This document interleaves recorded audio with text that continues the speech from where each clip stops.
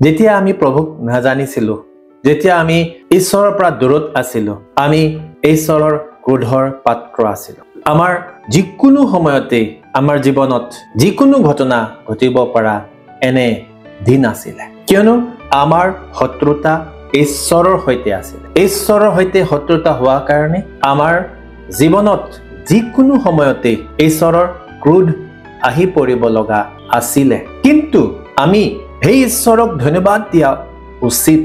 সেই ঈশ্বৰত আমি কোটি কোটিবাৰ আমি তেওঁৰ প্ৰশংসা ধন্যবাদ চকুৰ পানীৰে তেওঁক আমি কৃতজ্ঞতা জনোৱা উচিত, কিয়নো তেওঁ আমাক প্ৰেম কৰিলে আৰু তেওঁ প্ৰেম কৰাৰ কাৰণে আমাৰ মাজলৈ উদ্ধাৰক প্ৰভু যীশুখ্ৰীষ্টক পঠিয়াই দিলে। আমি যদি ৰোমিয়া 5 অধ্যায় আৰু 9 পদ পাঠ কৰো, এতেকে এতিয়া খ্ৰীষ্টৰ তেজেৰে ধাৰ্মিক বুলি গণিত হোৱাত কিমান অধিক গুণে আমি তেওঁৰ দ্বাৰাই ক্ৰোধৰ পৰা পৰিত্ৰাণ পাম। আগতে আমি ধাৰ্মিক নাছিলো, সেলফ ৰাইজিয়াছনেছ, আমি নিজকে নিজে ধাৰ্মিক ভাবি লৈছিলো। কিন্তু সেলফ ৰাইজিয়াছনেছ বা নিজে নিজে ভাৱনা কৰা ধাৰ্মিকতা ঈশ্বৰে ভাল নাপায়, কিয়নো আমি ভাবো যে মই কৰা কৰ্ম ভাল, মই যিটো কৰিছো এটোত ঈশ্বৰেও সন্তুষ্ট হ'ব। আমাৰ মনত এনেকুৱা ভাৱনা থাকে। আমি ভাবো যে মই যেনেকুৱা ঈশ্বৰো তেনেকুৱা, কিন্তু তেনে নহয় বন্ধুসকল।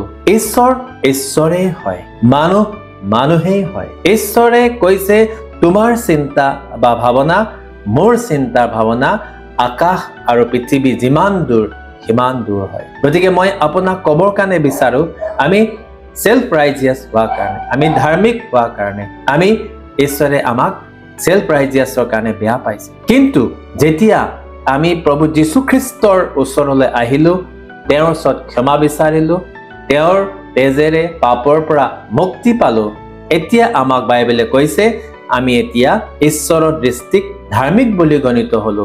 আৰু সেই কাৰণে যি ক্ৰোধ আমাৰ ওপৰত আহিব লগা আছিলে, যি শাস্তি আমাৰ ওপৰত আহিব লগা আছিলে, যি আমাৰ জীৱনত সেই দণ্ডাজ্ঞা আহিব লগা আছিলে, এতিয়া আমি তাৰ পৰা মুক্তি পালো, উদ্ধাৰ পালো। আৰু সেই কাৰণে আমি এতিয়া আমাৰ জীৱন ঈশ্বৰৰ লগত সুৰক্ষিত হ'ল। আমাৰ জীৱন ঈশ্বৰৰ ওচৰত প্ৰভু যীশুখ্ৰীষ্টৰ যোগেদি সুৰক্ষিত হ'ল।